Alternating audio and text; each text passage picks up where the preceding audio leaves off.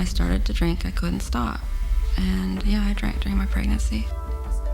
CJ is easily manipulated. She'll believe anything you tell her. I got in trouble with the law and all that, and it wasn't very good. The people that can't function in society, we treat them like dirt. And we punish them for being disabled. I'm a new person now because of this class.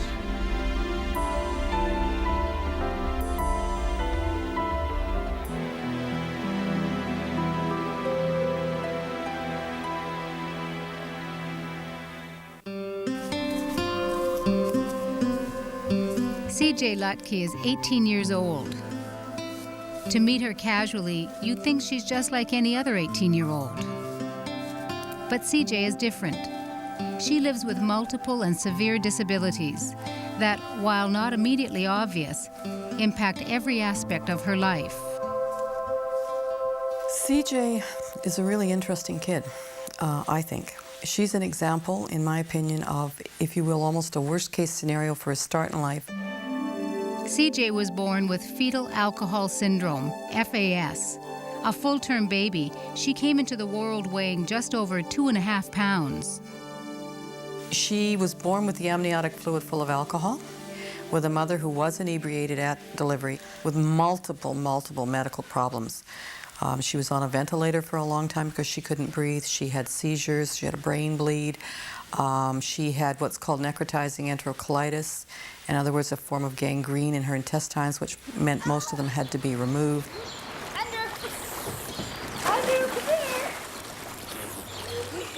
Shortly after she was born, CJ was adopted by Lloyd and Jan Lutke. We'll be gone for an hour or so. There are 23 children in their family. 2 are biological sons, and the rest either adopted or foster children. Many live with fetal alcohol syndrome. All right. So by the time CJ came into their lives, the Lutkes knew a lot about FAS. We went and saw all the physicians and the doctors, and one of them told us she would be profoundly mentally handicapped. She was so delayed, and the alcohol exposure was so extreme. 50% of people with FAS are mentally handicapped. CJ isn't one of them. However, like many people with FAS, she does have severe deficits in her thinking and understanding.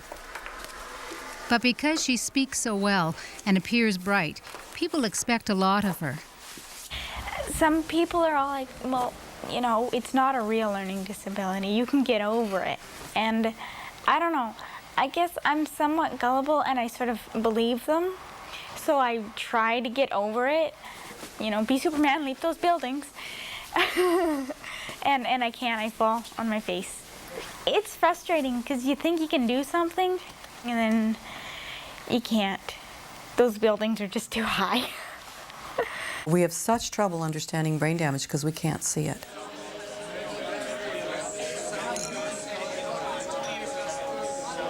When a pregnant woman drinks, so does her baby. Alcohol is more toxic to the developing fetus than even heroin or cocaine because it passes freely through the placenta. Depending on when and how much the mother drinks, the effect of alcohol varies. It can cause retarded growth, facial anomalies, and problems with the central nervous system. But the greatest impact is on the brain, resulting in everything from mild learning disabilities to major damage that can cause disordered thinking, memory problems, poor judgment, and an inability to understand the consequences of action. Dr. Christine Locke is a pediatrician at Vancouver's Sunny Hill Health Centre for Children. On the left, this is the brain of a normal baby, and that's compared to the brain of a baby who died from fetal alcohol syndrome. And you can clearly see the differences in size and shape and formation, and areas where a brain doesn't appear to be formed at all. Alcohol may be killing cells, it may be turning off messages to cells, and there may be cells that are growing too fast at the wrong time or in the wrong place, or there may be cells that stop growing or don't move to the right place at the right time. And then one has to look at the connections that need to be made at critical times. So, hasn't been too long, CJ, right? Jan, thanks for coming. Thank you. Christine Locke has been CJ's doctor since CJ was a little girl. She's an expert at diagnosing FAS. How often do you get your eyes checked? I don't know. Research suggests that children diagnosed before the age of 8 have a better chance in life. Because when parents and teachers recognize they have FAS, the children are more likely to get the treatment they need. All right, so that's the way. In full-blown FAS, there are distinct facial features. Actually, when you started out, you were so little. The eyes are actually smaller, so that the eye slits, the palpebral fissures, are actually shortened. So we see short palpebral fissures. The nose tends to be flatter and smaller. And then quite interesting is the way the upper lip forms, so that there's indistinct philtrum, this little cupid's bow over the lip.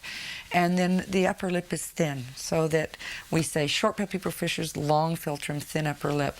It's sort of the classic triad that we look for. Open up your eyes really, really big. That's good. Great job. Okay. But these features aren't always present in children who have had prenatal exposure to alcohol. That's often the case for those who live with what in the past has been called fetal alcohol effect. FAE is more of an umbrella term that was used to describe children who showed some of the effects from alcohol, but not all. It has been replaced now with a term called fetal alcohol syndrome spectrum disorders, or FASD, trying to encompass really a spectrum as opposed to what one might see as a light switch diagnosis. You either have it or you don't. CJ, what have you forgotten? To add the rest of the water? Yep. FAS is a lifetime disability. It can't be outgrown. The damage is irreversible, and there is no cure. Like many victims, CJ's IQ is in the normal range, but she finds it extremely difficult to adapt to new experiences, to transfer what she's learned from one situation to another. In a way, she lacks common sense. Well, hang on. I think you just turned it off. No, I turned it on low. She's been cooking for 2 years in high school. Can't work the stove. Can't remember which way to turn things. Because if you don't do things like every 5 minutes with FAS, you forget. So every time you go back to it, you're trying to figure it out all over again. Very frustrating. How much you gonna use? Cup. A cup? Is that a cup? CJ is easily manipulated. She'll believe anything you tell her. And she wants friends, and so if you want to manipulate her, you can do so. I sometimes get myself into a jam because I'm a helpful person, and I don't know, people take advantage of that, you know, and I don't know that they are. So I try to be very, very careful, and sometimes I let down my guard. But I'm always with people, so they can just like bail me out. So, you know. What? I know. What? CJ and Nicole have been friends since they were intentionally paired up by CJ's teaching aide in grade 6. When they're together, Nicole helps CJ make decisions. We've structured that friendship because of CJ's naivete, her gullibility, and the fact that she doesn't understand things. And that friendship allows her to have things that she can do without adults, without parents, without an older sibling, that are normal things that 18 and 19-year-old kids do. Are you feeling kind of even or up or down or? I'm feeling pretty good. Like most people with FAS, CJ's transition from adolescent to adult brings with it a whole new set of challenges. Where we might have seen attentional problems and impulsivity in the young child, we start to see the manifestation of mood and anxiety disorder in the adolescent young adult.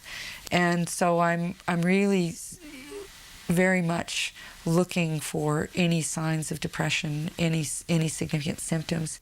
Do you feel stressed or panicky or No, I'm just worried about everything.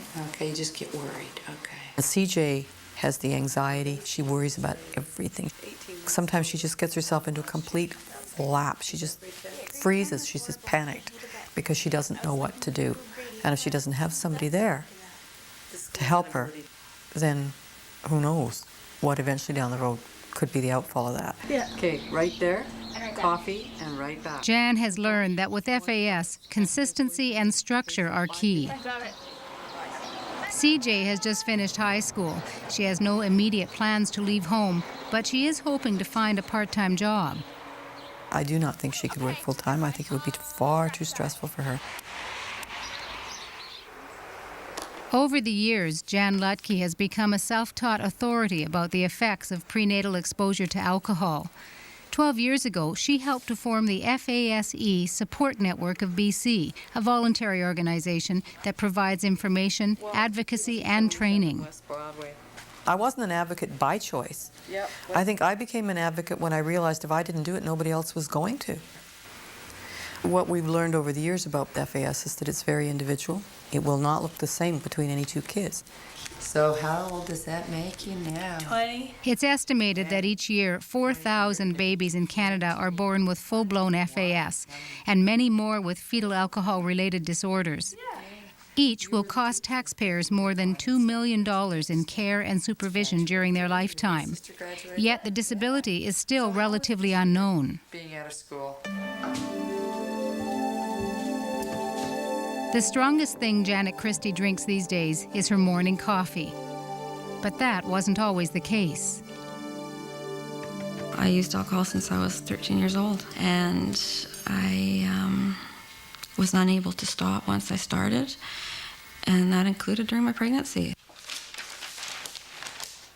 I worked in a lounge at the time. I was a bartender, and I remember feeling really nauseous for the first 3 months of my pregnancy, and the manager's wife told me that she found that if she drank a little bit of gin, it helped her morning sickness. So I drank, and it sort of gave me permission to drink because it did take away that feeling of nauseousness. Janet's marriage ended when her son was still a baby. She continued to drink through his early childhood. One of the few things she remembers from those years is that when her son started school, he had problems. His teachers said he was lazy and not applying himself. He's easily distracted. He doesn't care. He's disruptive. When her son was 13, Janet stopped drinking. I sobered up, and all of a sudden, I realized that my son was into drugs, hanging out with the wrong crowd, skipping school, stealing, doing all kinds of stuff. By this time, Janet was in recovery and determined to focus on parenting her son. But by grade 10, he had quit school and was getting into trouble with the law. An acquaintance suggested that her son might have FAS. So then I started to make phone calls. It kept hitting dead ends. Everywhere I went, organizations referring me back to different organizations. I have a file here, actually, of, a hospital, counselors, Ministry of Children and Families. During the process of me making these phone calls, I visited the family doctor, and he told me that there's no way I was one of those women who drank out of a brown paper bag, and that I could have possibly drank that much to have caused my son to have brain damage.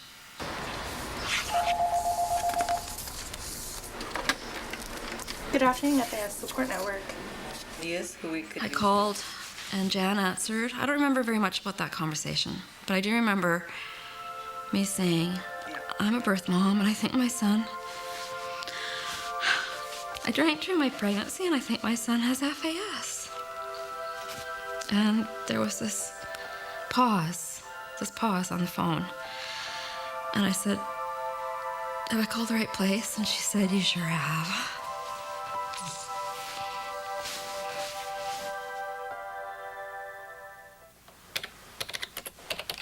Janet took her son to see Christine Locke. She's a pediatrician, but one of the few physicians who diagnoses FAS in adults. But it can be difficult. Often nothing is known about the birth mother's drinking habits, and the distinctive FAS facial features evident in a child soften and disappear as a person ages. Frankly, we stop looking at adults. We stop looking for those things. So my adult colleagues, my colleagues who practice adult medicine, often A, weren't trained, and B, don't look for these conditions, and then they don't ask. Janet was able to provide what was needed for a diagnosis: her own drinking history and pieces of her son's early years, photos and school records that showed a pattern of learning and behavior problems. At 21 years old, Janet's son was diagnosed as being fetal alcohol affected. I was really happy to get the diagnosis because I thought I was going to finally get help for my son, only to realize that there is no help. Janet's son doesn't live with her, but she talks with him almost daily. He can't hold down a job and has a hard time functioning on his own. He does receive a disability payment, but because his IQ is above 70, he doesn't qualify for other supportive services. If their IQ is over 70, they qualify for nothing. They don't qualify for community living services. Their IQs are too high. They don't qualify for assisted living. There virtually isn't any. They don't qualify for a homemaker, which most of them would need. They don't qualify for something like Meals on Wheels unless they have the money to pay for it and we can make an end run around it. They don't qualify for Handy Dart, and yet many of them cannot use public transportation safely. They don't qualify. With the proper supports, he could have a life. And now it's just it's a continual struggle of trying to keep him alive and trying to keep him out of prison. Trying to keep their son alive and out of jail. It's a story that's all too familiar to Bob and June Steves. Their son Mark has FAS. Today, it totally dominates their lives. But when they adopted him as a baby 25 years ago, they'd never heard of fetal alcohol syndrome. They were told only that he was born 10 weeks premature. I thought he was a little boy that had a rough start in life, and we were going to fix it by lots of love in the home. What are you making? Gonna make an omelet for us for lunch. Mark likes to cook, and he's good at it. But he does have profound learning disabilities that were obvious as early as kindergarten. Even with a tutor at home and one-on-one help at school, by grade 3, he had fallen so far behind that he failed the year. But he really began to have really low self-esteem.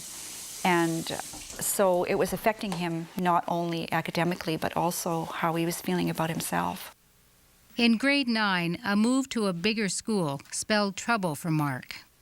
I just wasn't fitting in right, and I didn't know anybody, so it was kind of hard and whatever, so I just said, screw it, don't want to do this anymore. Mark started skipping school and running away, and that was worrisome enough. But then he began to break the law. Mark started off committing the odd car theft, and it kept escalating and escalating. More and more calls from the police, locked up again and again. And this just continued and continued. For Bob Steves, who at the time was a corrections officer, this was his worst nightmare come true. None of my friends had their kids in jail, and none of the people I worked with had their kids in jail, and I did. So, you know, somehow, I really missed it as a dad, and I was angry. I was angry, really angry at Mark, because he was making me look bad. So I just wanted to get tougher with him, make him smarten up, and still believing he would grow up. We made appointments with psychiatrists, psychologists, trying to get assessments and trying to figure out what was going on in his head, what was wrong, what were we doing wrong. Trips to court and visits to Mark's parole officer became the norm. He didn't seem to learn from past mistakes. He'd get arrested, be charged, and then get into trouble again. He spent time in juvenile detention and 6 months in a provincial jail. Then one day, a police officer who knew Mark suggested he might have FAS. When the diagnosis was confirmed, the Steves had mixed reactions. We began to realize that this was a problem, that he had a difficulty, that he wasn't just acting out for the sake of acting out. So there was a little bit of relief in that regards. However, all of a sudden, all of our dreams and our hopes were gone. They were shattered. There was not going to be, all of a sudden, things weren't going to click. That all of a sudden we realized this may never end. Now the Steves knew that Mark wasn't going to change. It was they who would have to deal with him differently. We know that my son doesn't learn from consequences. He simply doesn't learn from consequences. And so there was no point in punishing anymore. We had to put structures in place that would prevent him from getting in trouble in the first place. Mark did stop committing crimes, but because of delays in the legal system, he and his parents had to deal with the fallout from previous crimes, including a break-and-enter. He was looking at several years in a federal penitentiary. Bob and June Steves knew that if this happened, they'd lose their son forever. I've never believed that because my son committed a crime that we should be using FAS as an excuse for his bad behavior. But because my son is so easily influenced, if you put him in a place where there's other predator people, he's going to be influenced by them. And I believe that in stopping the crime cycle, we had to keep him out of custody. Very nice. So have you found out what's wrong with your bike yet? Yeah, it's the rear sprocket. They convinced the judge to allow Mark to serve his time at home. He'd be under house arrest, and they'd be his jailers 24 hours a day. Yeah, but when you do donuts out on the street, the neighbors don't like it. There's a lot of noise. Bob would go to work in the afternoon, and I would go to work in the morning. So I would come in from work and just give Bob the keys to the car, and then he'd leave to go to work in the afternoon. So Bob or Mark always had 24-hour supervision. Mark, here's your money for today, but be really careful.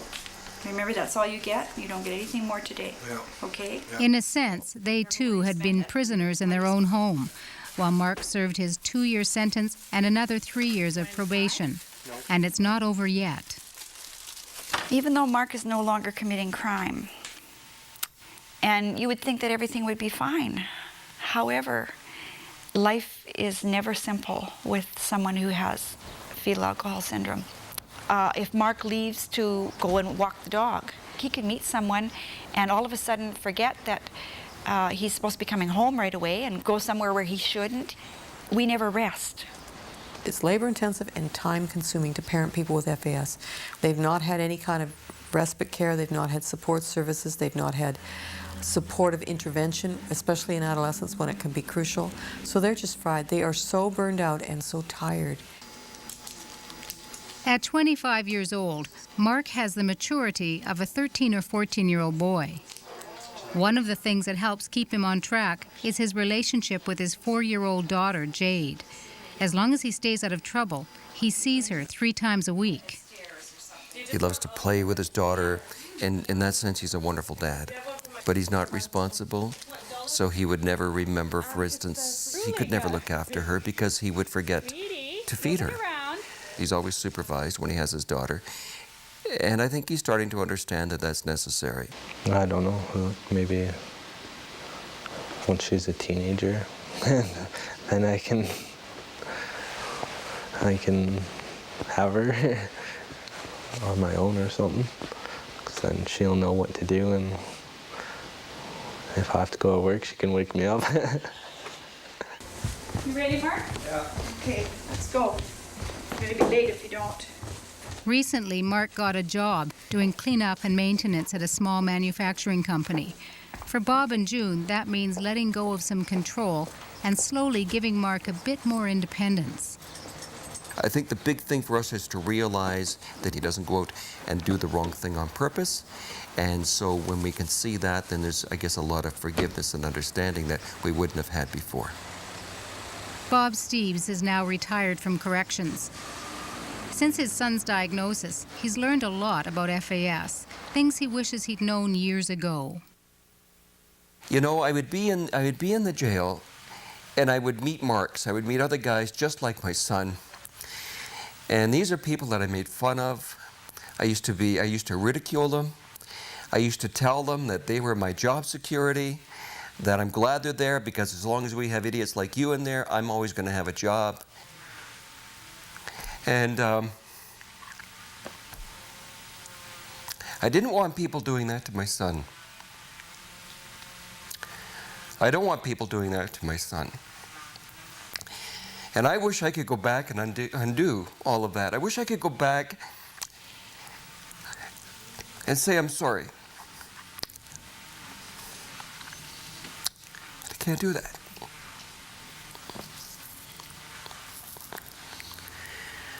I think that,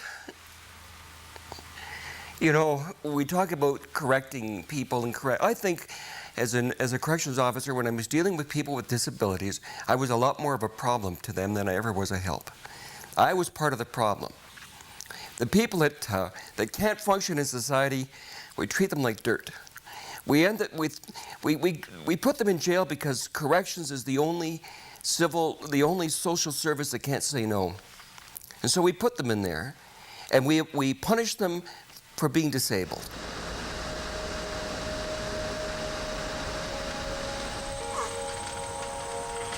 Bob Steeves is now determined to be part of the solution rather than part of the problem. For the last few years, he's been training corrections officers about FAS. No one can say for sure how many people in jail have FAS, but some research suggests that between 25% and 50% of those behind bars may have been exposed to alcohol in the womb. Historically, we really haven't attended specifically to brain injury. At this point, corrections is really coming to grips with this issue for the first time. Here at Matsqui, BC, construction is underway for a new regional health centre. It will be one of the first federal institutions in the country with a specialized rehabilitation unit for people suspected of having FAS. Formal diagnosis will be rare, since most don't have childhood records and information about their mother's drinking habits. But on intake, each inmate will be screened for FAS-like behaviors and characteristics.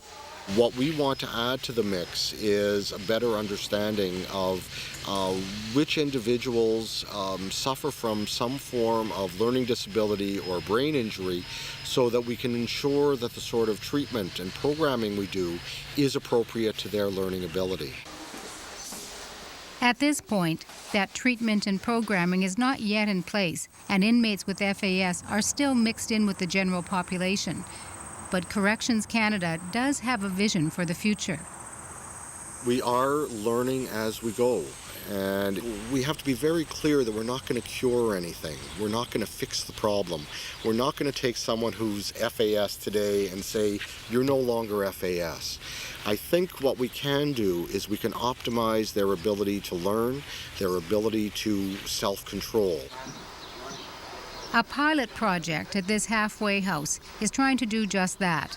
The West Coast Genesis Society operates a 20-bed facility for federal offenders on parole, making a transition back into the community.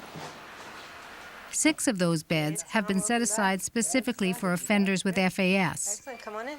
All right. We make sure that the environment itself is structured, that there's routines and clear rules that don't change. Change is very difficult for individuals with FAS, FAE, and so we make sure that there is a consistency with rules and expectations. So how you feeling? Pretty good. Yeah. Feels good to be out. Yeah. But there's a catch-22. Until the new health centre at Matsqui is up and running, very few offenders with FAS are being referred. Has our new intake arrived? Yep. He got in about an hour ago. We're all set to go. Andrew Boyd is the executive director. One of the biggest problems that we've encountered is that we went and built a program, but there's no real mechanism to refer appropriate clientele to this program, and that is primarily due to the fact that very few individuals have been diagnosed with FAS, let alone FAE. In the meantime, they're applying the structure and learning techniques they know work with people with FAS to all of the residents in the house. Okay, we want to initially, have you stick around the house more, okay? Genesis House is not funded to provide assistance once clients leave, and for those they suspect might be alcohol affected, it's especially concerning. Because the individuals have a really hard time functioning out in the community, and what they know best is how to support themselves by committing crime. Certainly people had become aware of what needed to be done with children with FAS, but these children have grown up, and there's a vast void in terms of what the needs are out there. Burns Lake, a small resource-based town in northern BC, it's home to 6,000 people, 40% of them First Nations. This region has one of the highest rates of alcohol consumption in Canada. It's estimated that 1/3 of the population is affected with alcohol-related birth defects. But Burns Lake isn't in denial about the extent of the problem. In fact, this community has become a model for what can be done to prevent FAS and support adults living with a disability. Good afternoon, Healthier Babies. Anne Price heads up an FAS prevention program that's the only one of its kind in Canada. Healthier Babies, Brighter Futures works to convince pregnant women not to drink and to offer support throughout their pregnancy. Most of the women that we work with have FAS behaviors and characteristics. We can't say that they have FAS, but they have the behaviors and characteristics, and so that's what we're working with. No, Tatiana. Come. 25-year-old Melissa has 4 children and is pregnant again. A recent incident has left them homeless, so for the time being, they're all living in a one-room motel unit. This kind of upheaval isn't unusual for the women in the Healthier Babies program. Many have experienced family violence, most quit school by grade 9, and they live in poverty. They can't rely on their families for help. Over 90% of these women don't have a mother in their lives. That's where Healthier Babies comes in. Specially trained support workers make regular home visits to expectant mothers like Melissa. Hi. Melissa does a great job with her kids. She stays on track for the most part. Every once in a while, things may get out of whack for her, and she needs some advocacy and support to get back on track.